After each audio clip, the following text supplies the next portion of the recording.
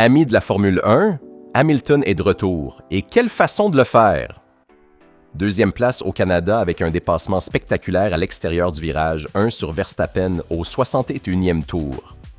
Le meilleur résultat de Lewis avec la Ferrari sur une piste où le moteur fait la différence, sans aucune mise à jour, en devançant McLaren et Red Bull qui avaient pourtant apporté des nouveautés. Le choix à contre-courant de se passer du simulateur a, une fois de plus, porté ses fruits. Vasseur ne cache pas sa surprise, nous ne nous attendions pas à être dans d'aussi bonnes conditions à Montréal. Hamilton a poussé comme un fou pour aller chercher Verstappen et il y est parvenu. Et Lewis lance le défi pour Monaco. Si nous parvenons à obtenir ce résultat sur une piste où la puissance est déterminante, sur les circuits où elle compte moins, nous pouvons faire encore mieux.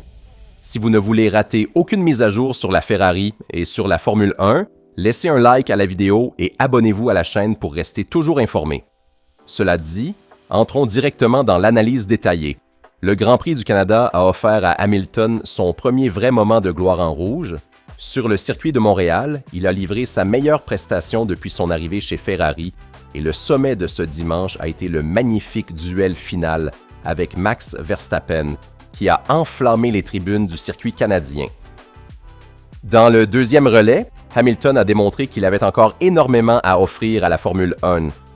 Il a réussi à récupérer pas moins de 6 secondes sur Verstappen avant de le dépasser avec une manœuvre magistrale à l'extérieur du virage 1 au 61e tour.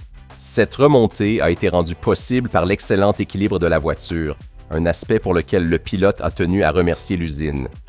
Hamilton était déjà optimiste après les qualifications. Il était convaincu que s'il avait bouclé le dernier run des Q3 au mieux, il aurait placé la Rossa en deuxième position sur la grille. On aurait pu croire qu'il cherchait une excuse, mais il a donné une démonstration éclatante que tout cela était parfaitement vrai. Le septuple champion du monde a également reconnu une petite erreur en milieu de course, un blocage au freinage qui l'a envoyé tout droit.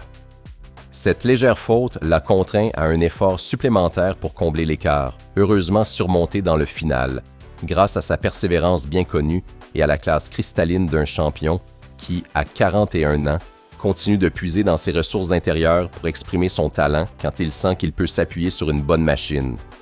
Le chiffre le plus significatif de ce week-end, c'est que la Ferrari, sans aucune mise à jour, s'est avérée supérieure à McLaren et Red Bull, qui avaient toutes deux introduit des nouveautés techniques importantes. La SF26 s'est confirmée comme deuxième force derrière les intouchables Mercedes sur un circuit qui, à la veille de la course, ne semblait pas du tout favorable aux caractéristiques de la monoplace de Maranello. La vitesse de pointe sur les longues lignes droites du Québec représentait le facteur le plus redouté par les ingénieurs du cheval cabré pour cette manche, et pourtant, la Rossa a tenu le rythme des leaders dans la première partie de course avant de devoir céder inévitablement à la supériorité motoriste de Mercedes. Décrocher un podium dans ces conditions de désavantage moteur représente un excellent point de départ pour la suite de la saison. Le personnel de Maranello pousse à son maximum et l'objectif est d'apporter de nouvelles nouveautés techniques en piste dans les plus brefs délais. La confiance pour la suite grandit, mais la nécessité de travailler dur reste la priorité absolue. La deuxième place a été favorisée par les abandons lourds de Russell et Norris, ainsi que par la débâcle chez McLaren. Mais Hamilton a su capitaliser chaque opportunité grâce à une conduite de course impeccable. Le directeur d'équipe Vasseur n'a pas non plus caché une certaine surprise. Pour être honnête, nous ne nous attendions pas à être dans de très bonnes conditions ici à Montréal. McLaren et Mercedes avaient apporté de gros paquets de mises à jour et nous nous attendions à souffrir, mais il faut aussi reconnaître qu'Hamilton avait la vitesse pour se battre pour la première ligne dans les 2 séances de qualification. Le choix à contre-courant d'Hamilton de renoncer aux sessions de simulateur a une nouvelle fois payé en se concentrant exclusivement sur l'analyse des données réelles collectées lors des courses précédentes. Une décision particulièrement judicieuse qui met en évidence les problèmes de corrélation de l'équipe. Hamilton l'avait dit clairement avant le Canada, en 20 ans de carrière, il n'y a eu qu'une seule fois où le réglage du simulateur correspondait à celui utilisé en qualification, et c'était Singapour 2012. Toutes les autres fois, ce n'est jamais parfait. C'est pourquoi, à Montréal, il a préféré effectuer une analyse approfondie de l'équilibre mécanique, des approches dans les virages et de l'optimisation de l'équilibre des freins qui avaient posé problème pendant un certain temps. Le résultat en piste a donné raison aux Britanniques, démontrant que parfois la méthode traditionnelle fondée sur l'analyse des données est plus efficace que la simulation virtuelle. Ferrari doit davantage écouter Hamilton, car son retour technique, avec 105 victoires au compteur, est une ressource inestimable pour l'équipe de Maranello. Au sortir d'un début de championnat compliqué, le septuple champion du monde a souligné la valeur de retrouver le combat avec les concurrents de premier rang. Trouver le rythme pour inquiéter Verstappen a été une stimulation importante qui confirme la qualité du travail accompli ces dernières semaines.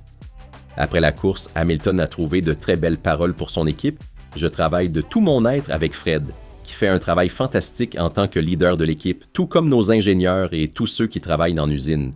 C'est un long processus pour progresser, mais si nous parvenons à obtenir ce résultat sur une piste où la puissance est déterminante, je pense que sur les circuits où la puissance aura moins d'importance, nous pouvons faire encore mieux. » Un passage touchant a été dédié à Antonelli, le jeune talent italien qui a hérité de son historique baquet chez Mercedes. Hamilton a adressé des éloges sincères au fantastique travail du pilote de Bologne. Ça me réchauffe le cœur de les voir gagner. Mais ce que je veux maintenant, c'est ramener mon équipe au sommet, car Ferrari sort de nombreuses années difficiles et mérite de retrouver enfin la lutte pour les victoires. L'objectif premier de Lewis reste de ramener la Scuderia de Maranello au sommet de la Formule 1 après des années de disette aux côtés de Vasseur et du groupe d'ingénieurs, dans un long processus de croissance structurelle. Si la SF26 a répondu présent sur une piste de pure puissance moteur, les espoirs pour Monaco se font concrets et quand Hamilton dit « Je regarde devant moi et je pense à Monaco », c'est une promesse qui fait rêver les tifosi de La Rosa. Le prochain lot de nouveautés arrivera en Espagne, à Barcelone, avec l'aileron avant complet et le FTM encore plus évolué, tandis que la Duo reste la clé pour débloquer définitivement le potentiel de la Rossa. Après le Canada, la fédération a communiqué les données relatives aux unités de puissance et Ferrari attend avec confiance le verdict sur les concessions qui pourrait ouvrir la voie aux très attendus nouveaux moteurs prévus pour Spa. Le Canada a donné à Ferrari et à ses supporters ce dont ils avaient besoin, un signal fort, clair et sans équivoque. Lewis Hamilton est revenu se battre avec les meilleurs du monde, et le dépassement sur Verstappen est la démonstration que lorsque la machine lui donne confiance, Lewis trouve les ressources intérieures pour être dévastateur. Monaco est le prochain objectif, et sur ce circuit, la puissance du moteur compte bien moins. La route est encore longue, mais si Ferrari parvient à réaliser cela sur une piste défavorable, imaginez ce qui peut se passer là où le tracé joue entièrement en sa faveur. Hamilton a célébré par radio en italien avec un sincère « Grazie a tutti » qui dit tout ce que ce résultat représente pour lui et pour toute l'équipe. La partie est loin d'être terminée.